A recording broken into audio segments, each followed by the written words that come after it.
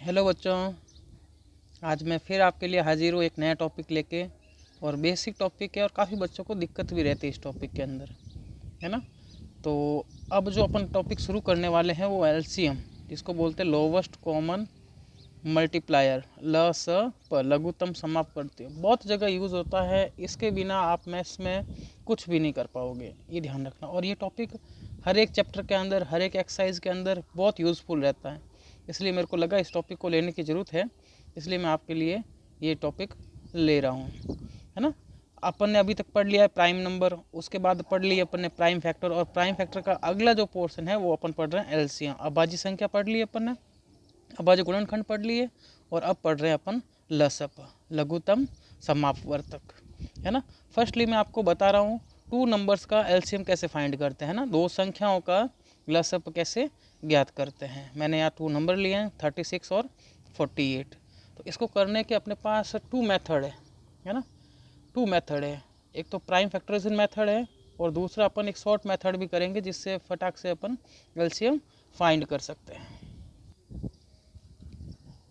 First में अपन क्या करेंगे, प्राइम फैक्टराइजेशन मेथड है अभाज्य गुणनखंड विधि, है ना।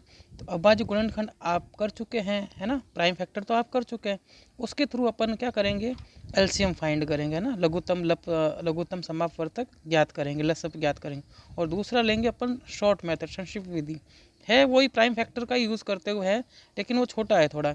इसमें इंडिविजुअल दोनों नंबर का अलग अलग अपने को प्राइम फैक्टर करना है। चलिए शुरू करते हैं अपन। तो फर्स्ट नंबर है 36 और सेकंड है 48। अब प्राइम फैक्टर आपको अच्छे समझ में आ गए होंगे कैसे करते हैं अभाज्य गुणनखंड। तो सबसे पहले मैंने 2 का डिवाइड दिया, है ना। अब मैं थोड़ा फटाफट चलूँगा, 2 का डिवाइड दूंगा तो 18, फिर 2 का डिवाइड दिया 9। अब 2 का डिवाइड नहीं जाएगा, फिर नेक्स्ट प्राइम नंबर कौन सा है 3 के बाद 3 में दिया कितना हो गया 1। तो ये हो गया 36 के प्राइम फैक्टर। अब मैंने इसमें 48 के किए, 2 से दिया कितना हो गया 24, फिर 2 से और दिया कितना हो गया 12, फिर 2 से और दिया कितना हो गया 6, फिर 2 से और दिया कितना हो गया 3, और फिर 3 से दिया कितना हो गया 1, है ना, ये वाले। तो मैंने इसके प्राइम फैक्टर कर लिए दोनों के इंडिविजुअल, 36 के और 48 के। अब मेरे को क्या करना है, सबसे पहले मैंने 36 के प्राइम फैक्टर लिख लिए यहाँ पे, 2 इंटू 3 और फिर मैंने 48 के प्राइम फैक्टर लिख लिए। क्या हो रहा है 2 इंटू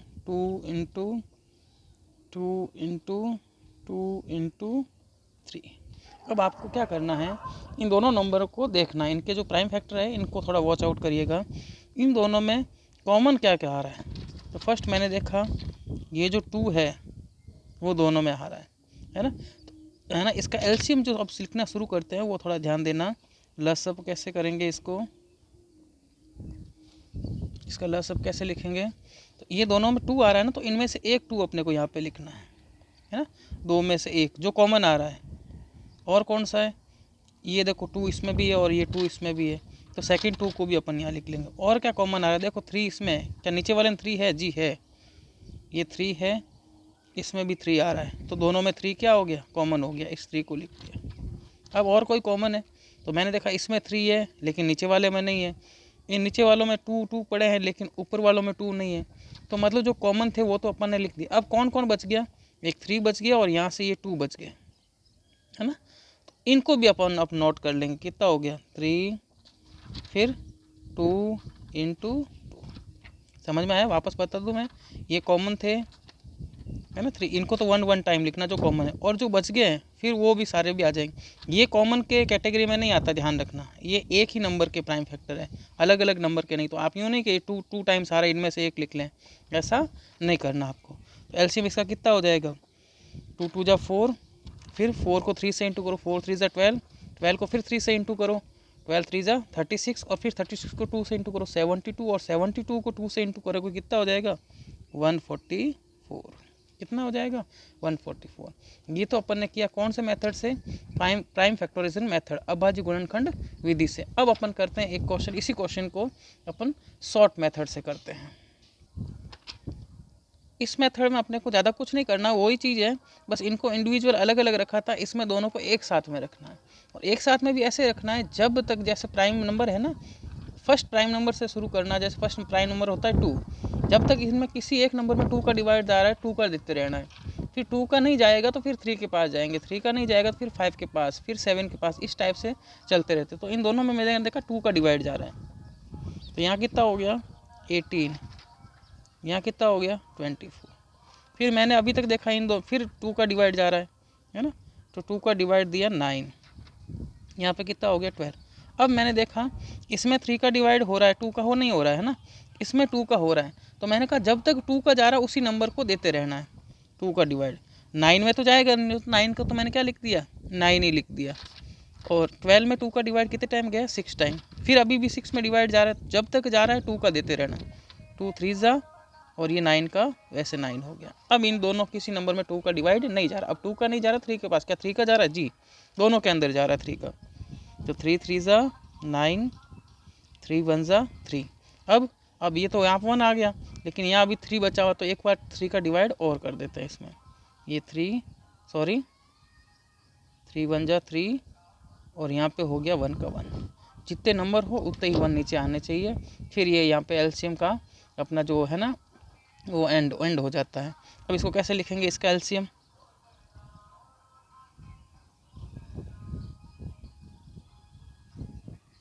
एलसीएम देखो क्या हो जाएगा 2 इंटू 2 इंटू 2 इंटू 2 3 इंटू 3।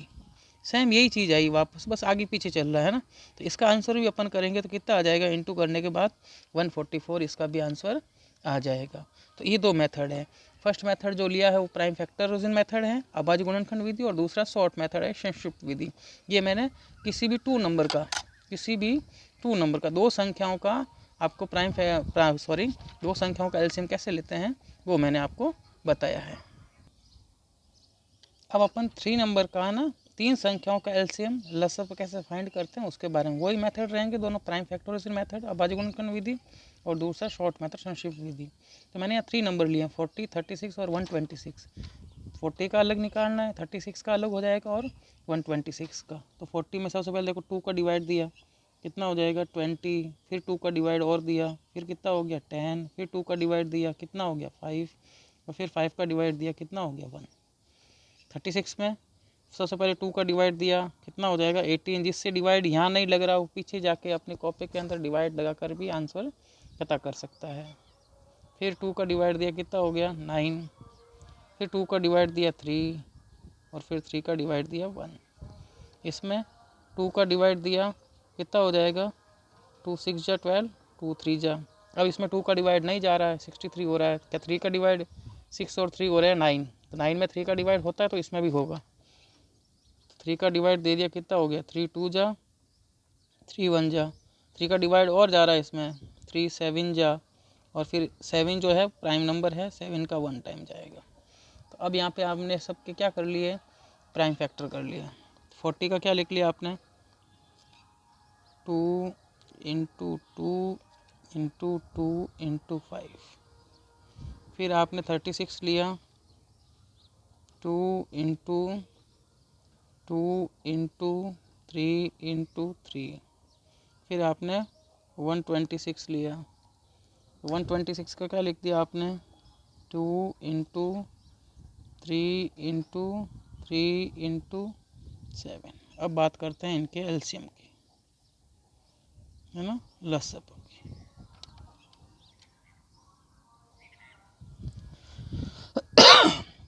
तो देखो सबसे पहले अपने को ये देखना है इन तीनों नंबर में क्या कॉमन आ रहा है ना, उभयनिष्ठ कॉमन का मतलब उभयनिष्ठ जो तीनों में आ रहा है।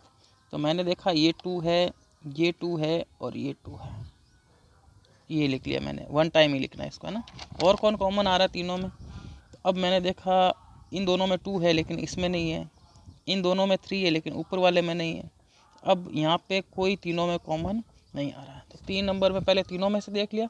अब कोई 2 नंबर में चेक करो कौन कॉमन आ रहा है। तो 2 नंबर में कैसे, जैसे इसमें भी 2 आ रहा है, इसमें भी 2 आ रहा है, तो पहले 2 वाले को लिखेंगे। और कौन आ रहा है 2 नंबर में, जैसे देखो इसमें 3 आ रहा है, इसमें भी 3 आ रहा है ना, तो ये भी एक टाइम लिख लेंगे अपन इसको भी। अब और कोई 2 नंबर में और कोई नहीं, जैसे यहाँ 2 है और किसी में 2 नहीं है, यहाँ 5 है और किसी में 5 नहीं है, है ना। जिनके नीचे मैंने अंडरलाइन कर ली है वो तो सारे उनको तो मैं ले चुका हूँ, है ना। अब बस कौन से गए, ये 7 3 3, है ना। तो अब यहाँ पे देखो एक 3 और आ रहा है ना, यहाँ पे ये 3 दोनों में आ रहा था ना 2 में, तो इसको मैंने लिख लिया। अब यहाँ से 2 बच गया, 5 बच गया और 7 बच गया। तो 2 बच गया, 5 बच गया और 7 बच गया। अब इन सब का इंटू कर लो। 5 2 जा 10, 10 को 3 से इंटू कर लिया, कितना हो गया 30, 30 को 3 से इंटू कर लिया, कितना हो गया 30 को 90, 90 को 2 से इंटू कर लिया 180, 180 को 2 से इंटू कर लिया 360, और 360 को फिर 7 से इंटू कर लेंगे तो अपना जो आंसर हो जाएगा वो कितना हो जाएगा 2520। अपना जो आंसर हो गया आप इंटू करके चेक कर लेना भले ही, 2520। ये इसका क्या हो गया, एलसीएम हो गया किसका, 40, 36 और उसका 126 का। अब इसको शॉर्ट मेथड से करते हैं, है ना। अब इसको शॉर्ट मेथड, तो अब इसको अपन शॉर्ट मेथड से करते हैं। तो शॉर्ट मेथड से वही जो मैंने आपको 2 नंबर के लिए बताया था, 3 नंबर में वैसे ही करना है। सबसे पहले 2 का डिवाइड देते रहना जब तक जा रहा है। कितना हो गया 40, फिर कितना हो गया 18, फिर कितना हो गया 63, है ना। फिर और अभी भी 2 का जा रहा है, जब तक 2 का जा रहा है देते रहना है। 10 9, इसमें 2 का नहीं जा रहा है तो मैंने इसको एज इट इज़ वापस लिख लिया। 63 में 2 का डिवाइड नहीं हो रहा है। फिर मैंने और 2 का दिया 5। अब 9 में 2 का डिवाइड नहीं जा रहा है तो 9 का 9, 63। अब तीनों नंबर ऐसे हो गए जिनमें 2 का डिवाइड नहीं जा रहा, तो अपन किसके पास जाएंगे, नेक्स्ट प्राइम नंबर कौन सा अपना 3। तो 3 में डिवाइड, हाँ जी बिल्कुल 3 का डिवाइड हो रहा है, 5 में नहीं हो रहा है, इसको वैसा ही लिख लिया। 9 में डिवाइड होगा 3 टाइम्स, 3 3 ज़ा 9, और यहाँ पे 3 2 ज़ा 6, 3 1 ज़ा, है ना। अभी भी 3 का डिवाइड हो रहा है, 3 का 5 में नहीं जा रहा, वैसा ही लिख लिया। 3 1 ज़ा 3 7 ज़ा, तो यहाँ तो 1 आ चुका, अब सबको 1 बनाना है। अब 3 के बाद नेक्स्ट नंबर कौन सा है 5, जो कि प्राइम नंबर है। 5 का इसमें डिवाइड जा रहा है, ये तो 1 का 1 ही रहेगा, और यहाँ 7 का 7, क्योंकि 7 में 5 का डिवाइड नहीं हो रहा है। अब 7 का दे दिया 1 1, और यहाँ पर भी क्या हो जाएगा 1 हो जाएगा, है ना। तो अब ये इसके क्या होंगे, एलसीएम हो गए शॉर्ट मेथड के थ्रू, है ना। क्या हो जाएगा यहाँ पे 2 इंटू 2 इंटू 2 इंटू 3 इंटू 3, फिर 5 इंटू 7। इन जब आप सबको इंटू करोगे तो आंसर आ जाएगा 2520, 2520। एक तो लिया प्राइम फैक्टर मेथड और दूसरा लिया मैंने शॉर्ट मेथड के थ्रू। एक आध एग्जांपल और करते हैं इसके बारे में। नेक्स्ट एग्जांपल अपन देखते हैं अपने को 8 9 और 25। अच्छा क्वेश्चन लिया है मैंने। अभी मैं छोटे छोटे क्वेश्चन नहीं है ना, छोटे छोटे डिजिट ही ले रहा हूँ, छोटे छोटे नंबर ले रहा हूँ, बिकॉज ऑफ अपने को 9th और 10th तक जितनी ज़रूरत पड़ रही है उसके अकॉर्डिंग। तो 8 में पहले 2 का डिवाइड दिया, कितना हो गया 4, फिर 2 का डिवाइड दिया 2, और फिर 2 का डिवाइड दिया 1।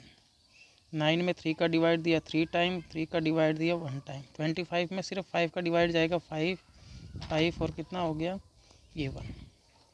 तो 8 को आपने क्या लिख दिया प्राइम फैक्टर के वे में, 8 को लिख दिया 2 इंटू 2 इंटू 2। 9 को क्या लिख दिया 3 इंटू 3।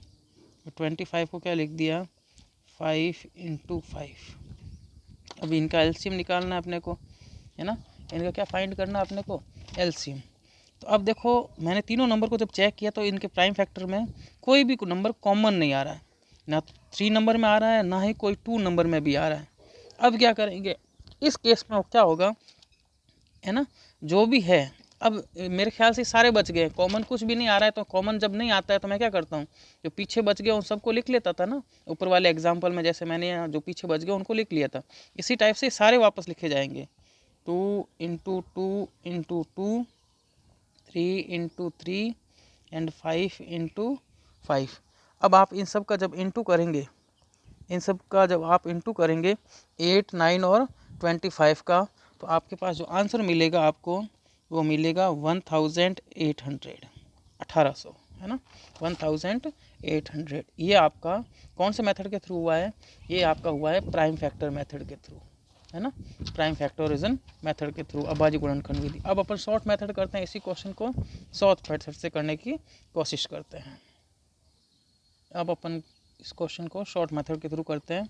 पहले 8 में 2 का डिवाइड हो रहा है जी, हो रहा है कितना टाइम 4 टाइम, 9 में नहीं हो रहा है वैसा ही रख दिया, 25 में नहीं हो रहा है इसको वैसा ही रख दिया। फिर और 2 का डिवाइड दिया, 2 2 जा, फिर 9 में नहीं हो रहा है 25 में कर लिया। फिर और 2 का दिया 1 है ना, 2 1 जा, 9 में नहीं हो रहा 25 में नहीं हो रहा, तो 2 अब नेक्स्ट नंबर में 2 का डिवाइड नहीं हो रहा, तो अब किसके पास जाएंगे 3 के पास। ये तो 1 ऑलरेडी है, 3 3 जा 9 और ये 25। फिर 3 का और दिया 3, इसमें तो नहीं जाएगा, इसमें 3 1 जा 3 और ये कितना हो गया 25। अब 5 का डिवाइड 1 1 एंड 5 और फिर 5 का डिवाइड दिया 1 1 एंड 1 1 1 एंड 1।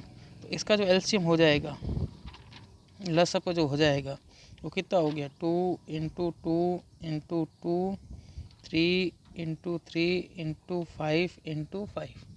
ये वाले जो नंबर है ना, ये वाले यही नंबर मैंने यहाँ पे लिखे हैं। तो इन सब का जब इंटू करेंगे तो इसका आंसर हो जाएगा 1800। क्या हो जाएगा 1800। तो ये था जो आपका था, वो था एलसीएम वाला टॉपिक शायद, है ना। और मुझे पूरा पक्का भरोसा है कि आप सब बच्चों को एलसीएम वाला टॉपिक अब अच्छे समझ में आ गया होगा। मैं कुछ क्वेश्चन दूंगा अभी आपको, आप उनको अच्छे से प्रैक्टिस करते रहिए, कोई दिक्कत नहीं होगी, है ना। मज़े से पढ़ते रहिए और कोई डाउट हो, कोई दिक्कत हो तो आप मेरे को वापस क्वेश्चन भी कर सकते हैं ना। किसी बच्चे को किसी क्वेश्चन के अंदर डाउट हो तो मेरे को वापस आप क्वेश्चन पूछ सकते हैं। अब मैं आपको कुछ क्वेश्चन दे रहा हूँ, उनको आपको क्वेश्चन को प्रैक्टिस करनी है। अब मैं आपको प्रैक्टिस के लिए कुछ क्वेश्चन दे रहा हूँ। कुछ क्वेश्चन मैंने प्राइम फैक्टराइजेशन मेथड अभाज्य गुणनखंड विधि के दिए और कुछ क्वेश्चन मैंने शॉर्ट मेथड संक्षिप्त विधि के दिए।